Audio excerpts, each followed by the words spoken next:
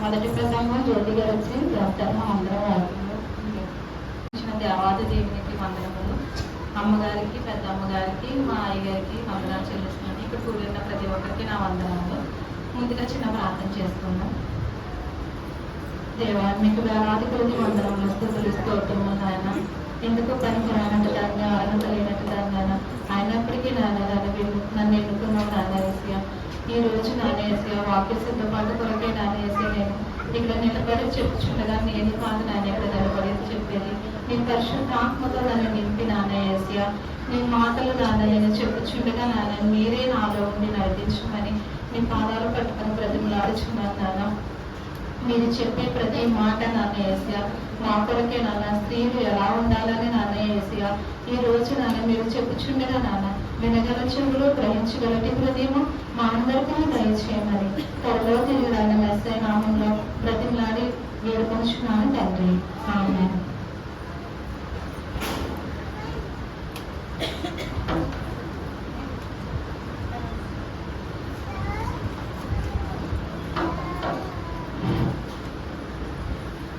ముందుగా మన బైబిల్లో చూసినట్లయితే స్త్రీల కొరకు దేవుడు ఎంతో ప్రత్యేకంగా రాసి ఉన్నారు. మనందరికీ తెలుసు, మన బైబిల్లో మనకు తెలిసిన స్త్రీలు అనేక మంది ఉన్నారు. ముఖ్యంగా ఎస్తేరు, నయోమి, రెబ్కా. వారి గురించి చూసుకుంటే దేవుడు పట్ల వారు ఎంతో వినయనిదేతలు కలిగి ఉన్నారు కాబట్టి వారి బైబిల్ గ్రంథంలో వారి పేర్లు రాయబడి ఉన్నాయి. ఎందుకంటే వాళ్ళు దేవుడి పట్ల ఎంతో వినయం కలిగి, విధేయత కలిగి జీవించారు కాబట్టి దేవుడి విషయంలో వాళ్ళు ఒక ఘనమైన స్త్రీలుగా కొనియాడపడుచున్నారు. చిన్న వాక్యం చదువుకుందాం. సామెతలు 31వ అధ్యాయము 30వ వచనం.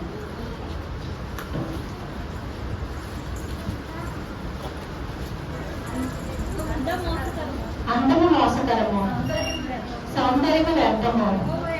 యెహోవా యందు భయభక్తులు కలిగిన స్త్రీ కొనియాడబడును.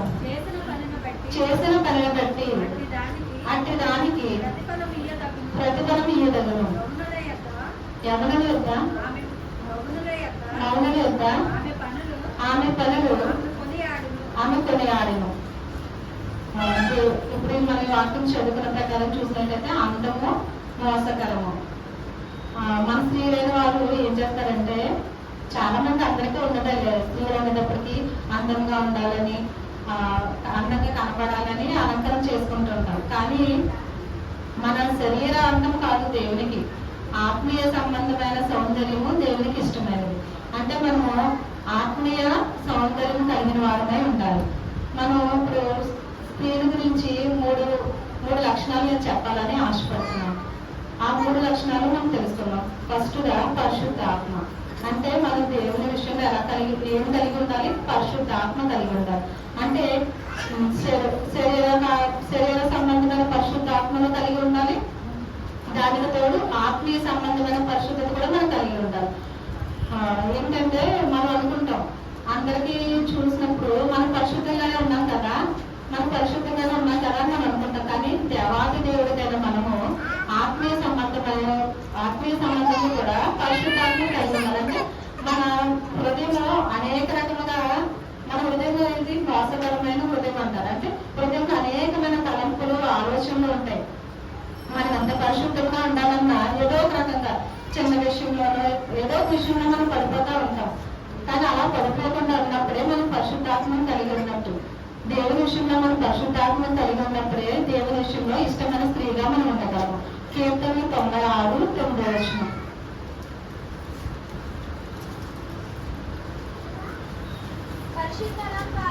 పరిశుద్ధ అలంకారములు ధరించుకొని యెహోవాకు నమస్కారం చేయుడి. సర్వభూజనులారా ఆయన సన్నిధిని మరొకటి వణకుడి. యెహోవా రాజ్యము చేయుచున్నారు. లోకము కదలకుండా స్థిరపరచబడి ఉన్నది. న్యాయమును బట్టి ఆయన జనములను పరిపాలన చేయను. ఈ వార్తను అన్ని జనులలో ప్రకటించుడి. యెహోవా ఏం చేస్తున్నాడు? ఆకాశము వచ్చును దాకా. చాలు. మనం ఈ వచనంలో చదువుకున్నట్లయితే దేవుని మనము గణపరిచేవారుగా ఉండాలి, ఆయనకి మహిమకరంగా జీవించేవారుగా ఉండాలి.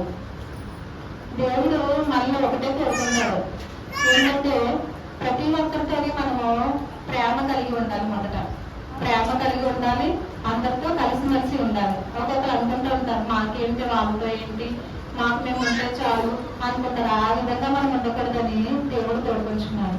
ఎస్తేరు 2వ అధ్యాయము 5వ వచనం చదువుతున్నాం. ఎస్తేరు 2వ అధ్యాయము 5వ వచనం. కుషోని కోటలో బెన్యామీనునకు క్రీస్తునకు పుట్టిన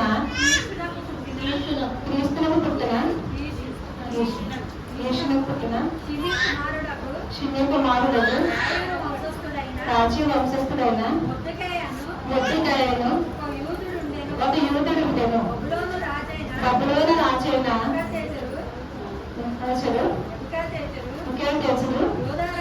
యోధా రాజైన యెకొన్యాను పట్టుకుని పోయినప్పుడు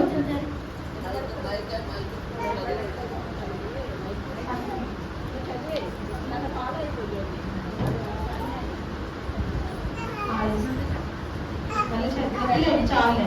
ఎస్తేరు గ్రంథంలో మనము పరిశీలించినట్లయితే ఆ రాజైన ఈవిని అక్కడ మొత్తం రాజు కొంతమంది కన్యకలు రప్పించుకుంటాడు వివాహం చేసుకున్నట్టు. ఎందుకంటే ముందు భార్య ఆయన తిరస్కరిస్తాడంటే రాజ్యమంత్రిలోకి రమ్మన్నప్పుడు ఆవిడ గర్భంగా రానంటాడు. అప్పుడు ఆయన అనుకుంటాడు మరొక స్త్రీని వివాహం చేసుకోవాలని అనుకుని స్త్రీలందరినీ నాకు ఆయన సమాజంలో ఏర్పాటు చేయండి, నేను ఒక స్త్రీని వివాహం చేసుకోవాలని ఆశపడుతున్నాను అనేది ప్రకటించినప్పుడు సమాజ మందిరంలో కొంతమంది స్త్రీలను తీసుకొస్తారు. అందులో ఎస్తేరు కూడా ఉంటారు. అయితే అందరూ అందంగా రెడీ వస్తారంట మొత్తం అందరూ. కానీ ఆ ఎస్తేరుని రాజు చూసినప్పుడు ఆయనకు అనిపిస్తుందంట ఆవిడ దేవుని దయ కలిగి ఉంది. అంటే ఆవిడ చూసినప్పుడు రాజుకి దయ కలుగుతుందంట.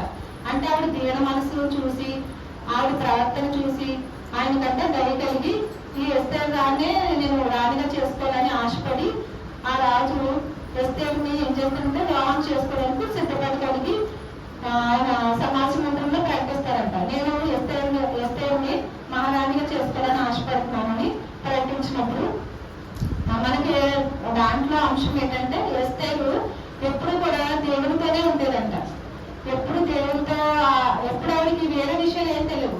ఆవిడ యవనంలోనే ఉంది కానీ అందంగానే ఉంటది. కానీ ఎప్పుడు దేవుని విషయంలోనే ఆవిడ ఎప్పుడు ఆరాధించడం, దేవుని ప్రేమించడం, ఎదుటి వాళ్ళతో వివేకం కలిగి ఉండడం, మంచిగా ఉండడం, ఆ ప్రవర్తన రాజు తెలిసింది. మీరు ఎస్తేరుని రాజుగా చేసుకోవాలని ఆశపడుతున్నానని ప్రకటిస్తారు. అంటే మనం అనుకుంటాం దేవుని దయ ఉంటే సరిపోతులే, మనుషుల దయ అక్కర్లేదని అనుకుంటుంటాం. కానీ మనకి లోకంలో దేవుని దయతో పాటు మనుషుల దయ కూడా కావాలంట. ఎందుకంటే దేవుడు పరలోక రాజ్యంలో ఉంటారు.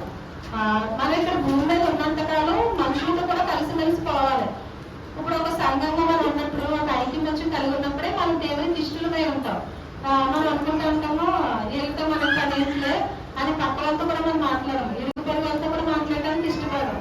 అలా ఉండకూడదంట. దేవుని విషయంలో ఇరుగు పొరుగులతో కూడా మనము మనుషులు అనుకుంటే కలిసిమెలిసి ఉన్నప్పుడు, అంటే మనుషులు అనుకుంటారంట ఈమె ఎంతో మంచిది, ఈమెతో మనం కలిసిమెలిసి ఉంటే బాగుంటుంది అనుకున్నప్పుడు ఆయన దయ మన మీద ఉన్నప్పుడు దేవుని దయ కూడా మన మీద ఉంటుంది. అంటే దేవుని దయతో పాటు మనకి మనుషుల దయ కూడా ఉండాలి. అది మనం కలిగి ఉన్నప్పుడే దేవుని దృష్టిలో ఇష్టమైన బిడ్డలుగా ఉంటాము.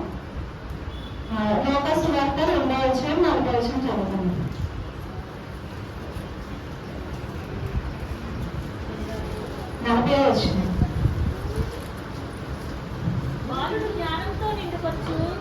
బాలుడు జ్ఞానంతో నింపుకొచ్చు, ఎదిగి బలము పొందుచుండెను.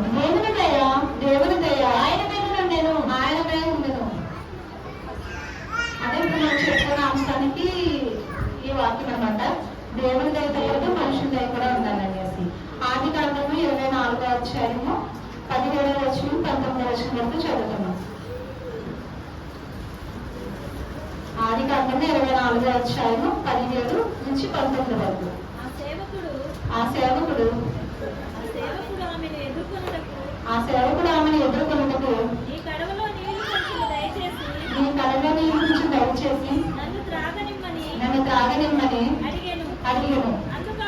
అందుకు ఆమె అయ్యా త్రాగమని చెప్పి త్వరగా తన కడవ చేతి మీద దించుకొని అతనికి దాహం ఇచ్చెను.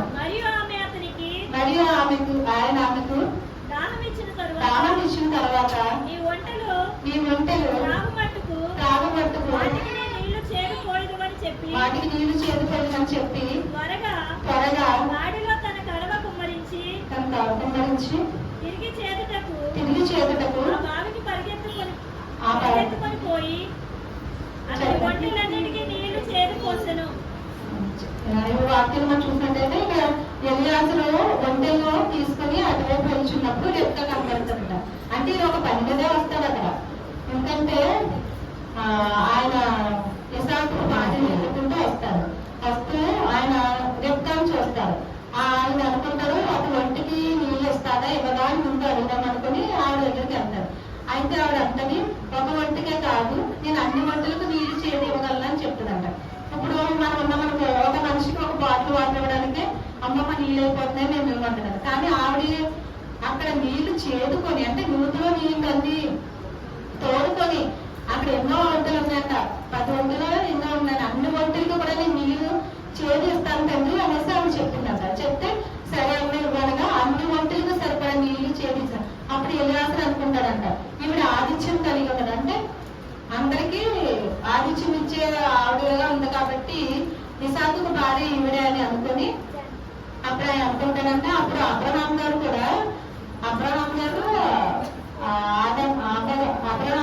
ఆవిడ కూడా వాళ్ళ భార్య సారా కూడా ఆదిత్యం ఇచ్చే తల్లిదండ్రులుగా ఉన్నారు కాబట్టి ఈమె వాళ్ళకు కోడలు కదా తగినది కాబట్టి మనం రెప్కాని కోడలుగా సెలెక్ట్ చేసుకొని వెళ్ళి అబ్రహాం గారికి చెప్పాం ఇసాక్ గారికి భార్యగా స్వీకరించమని ఆయన అనుకుంటాడంట. అనుకున్నప్పుడు మనం ఇక్కడ చూసినట్లయితే ఆవిడ ఆదిత్యం ఇచ్చేదానిగా ఉంది కాబట్టి ఆ ఎలియాజరు ఆవిడని గుర్తించి ఇసాకుకు భార్యగా చేసుకోవాలని ఆశపడ్డారు. అంటే ఇక్కడ రెప్కాలో మనం చూసిన అంశము ఆదిత్యం.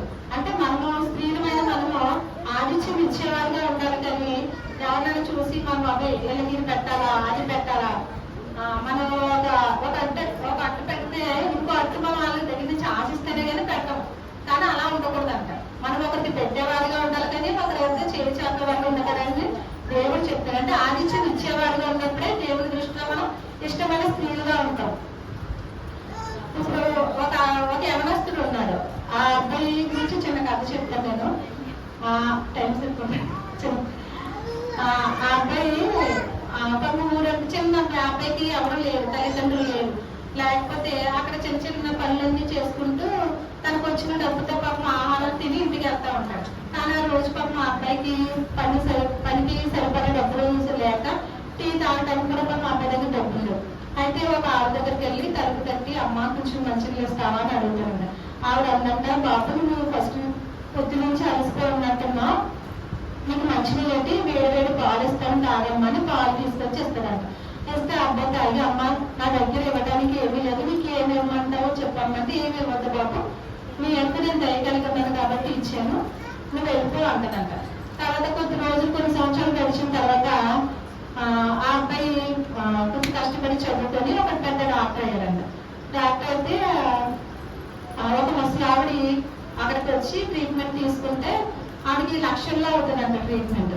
అయితే ఆవిడ అనుకుంటుంటదంట నేను ఇప్పుడు ట్రీట్మెంట్ డబ్బులు ఇవ్వగలనా లేదా అని కంగారు పడితే ఇంతకీ ఆ అబ్బాయే డాక్టర్ అంట. ఆవిడ ట్రీట్మెంట్ తీసుకున్నాక వచ్చిన ముసలి ఆవిడ ఆదిత్యం ఇచ్చిన అమ్మ. అయితే ఆ అబ్బాయి గమనించి ఆ లిస్ట్ ఉంటుంది కదా అదే మన డబ్బులు పే చేసే కాగితం మీద కింద రాత్రంట మొత్తం ఈ బిల్ అంతా పే చేయబడింది, ఈ డబ్బులు కట్టేసి ఉంది అనేసి చెప్పి అమ్మకి బిల్లు ఇచ్చేదంట. అయితే అమ్మాయి ఆవిడ చదువుకుంటూ అనుకుంటుందంట నేను ఇప్పుడు కట్టగలను లేదు ఇప్పుడు డబ్బులు ఏమన్నా అడగలను అంటే ముసలి అయిపోయింది. ఆవిడని ఎవరు చూసే వాళ్ళు కూడా లేరు. ఇప్పుడు ఈ డబ్బులు ఎవరు కట్టారా అని ఆలోచిస్తే కింద ఈ డబ్బులు చెల్లించబడి ఉంది అని రాసి ఉన్నది. దాని కింద చెల్లించు, అమ్మ నువ్వు నా గ్లాసులు పాలు ఇచ్చావు కదా, ఆ బిడ్డ నేనే, నీకు ధన్యవాదాలు అని చెప్పి ఆవిడ కన్నంటే నీళ్ళు వచ్చాయంట. అంటే నేను ఎప్పుడో ఇచ్చిన ఒక గ్లాసుల పాలుకి దేవుడు నాకు ఈ రోజు ఇంత ఘనత ఇచ్చాడు. అంటే ఆవిడ ఇచ్చిన గ్లాసుల పాలుకే దేవుడు ఇంత, ఆవిడకి అంటే యవన కాలం అదే వృద్ధాప్యంలో దేవుడు ఆవిడకి అంత సహాయం చేశాడు. అంటే మనం ఏ చిన్న సహాయం చేసినా దేవుడు మనకి ప్రతి విషయంలో సహాయం చేస్తాడు కనుక మనం ప్రతి ఒక్కరికి సహాయం చేసేవారుగా ఉండాలని ఈ చిన్న వాక్యం తెలియజేస్తున్నాం. చిన్న వాక్యం మూడోది కూడా చెప్పాను, నమ్మకత్వం కలిగి ఉండాలి. ఫస్ట్ మనం ఏంటంటే పరిశుద్ధాత్మ కలిగి ఉండాలి దేవుని పట్ల, రెండవదిగా నమ్మకత్వాన్ని కలిగి ఉండాలి, మూడవదిగా ఆశీర్వాదకరంగా మనం ఉండేవారుగా ఉండాలి. నమ్మకత్వాన్ని కలిగి ఉండాలి. నిర్మాకాండము 2వ అధ్యాయము 9వ వచనం.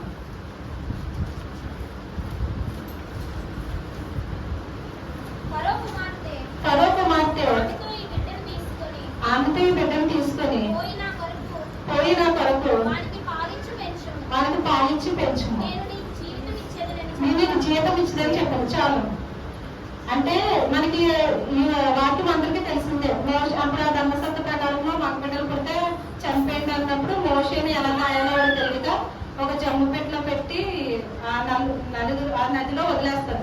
వదిలేసినప్పుడు ఆవిడ తల్లి ఏమో పక్క నుంచి పక్క ప్రార్థన చేస్తా ఉంటారు. అసలు ఆ నదిలో మొసళ్ళ గట్ట ఉంటాయంట.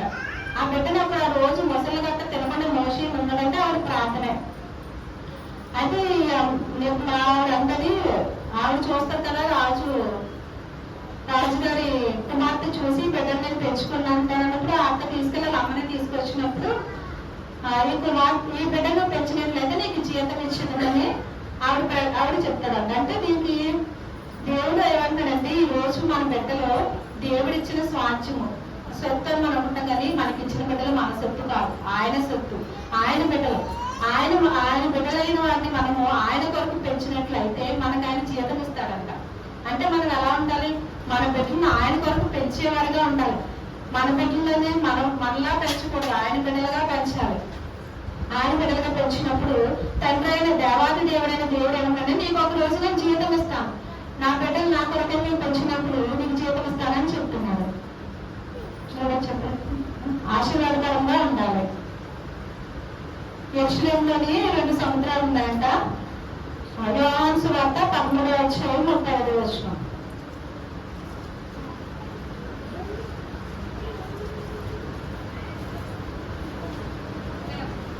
యోహాను సువార్త 13వ అధ్యాయం 35వ వచనం. మీరు ఒకరి ఎడల ఒకరు ప్రేమ కలిగిన వారే ఉన్న ఎడల దీనిని బట్టి మీరు నా శిష్యులని అందరూ తెలుసుకుంటున్నాను. మనము అనుకుంటా దేవుని శిష్యులని అనాలనుకున్నప్పుడు మనం తెల్ల బట్టలు వేసుకున్నంత మాత్రాన, దేవుని యందు భయభక్తులు కలిగి ఉన్నంత మాత్రాన మనము దేవుని శిష్యులమని అనిపించుకోము. ఎలా అనిపించుకుంటామంటే ఒకరికి ఒకరు ప్రేమ కలిగి ఉన్నప్పుడు. అంటే మనం అనుకుంటూ ఉంటాం కొంతమందికి మన కుటుంబం మనం ఉంటే చాలా అనుకుంటే అలా కాదంట. ఒకరిని బట్టి ఒకరి ఇరుగుపడిని బట్టి మన సంబంధాలను బట్టి మన కుటుంబ సభ్యులు అందరిని బట్టి ఒకరినొకరు ప్రేమ కలిగి ఉన్నప్పుడు మనం దేవుని శిష్యులమని అనిపించుకుంటాము. ఇప్పుడు మనం దేవుని విషయంలో ఒక స్త్రీగా కొనియాడబడే స్త్రీగా ఉండాలంటే మనం ఈ 3 అంశాలు కలిగి ఉండాలి. పరిశుద్ధాత్మను కలిగి ఉండాలి, నమ్మకత్వాన్ని కలిగి ఉండాలి, మనం దేవునికి ఆశీర్వాదకరంగా ఉండాలి. ఆశీర్వాదకరంగా ఉండాలంటే ఒకరిని ఒకరు మనం ప్రేమించుకున్నప్పుడు దేవుని దృష్టిలో ఆశీర్వాదకరంగా ఉంటామంట. అంటే వాళ్ళకి కష్టం వచ్చినప్పుడు మన వాళ్ళని ఆదరించే వారిగా ఉండాలి. మనం అనుకుంటాం వాళ్ళకి కష్టం వచ్చిందని కొంతమంది ల్యాండ్లనే మాట్లాడతారు, కానీ అలా ఉండకూడదు. మనం వాళ్ళకి ఆదరణ కట్టుగా ఉండాలి. కష్టం వచ్చిందని కూడా మనం కుమిలిపోకూడదు. ఎందుకంటే మనం వాళ్ళకి ఆశీర్వాదకరంగా మారడానికే మనకి ఆ శ్రమ వస్తుంది. మన ఆ శ్రమలో మనం జయించినప్పుడే మనం ఆశీర్వదించబడినప్పుడు ఇంకొకరికి మనం ఆదరణకర్తగా కూడా నిలబడగలము. కాబట్టి నేను ఇంకా చాలా అనుకున్నంత సమయం లేదు. దేవుడి చిన్న మాత్రం దేవుడిని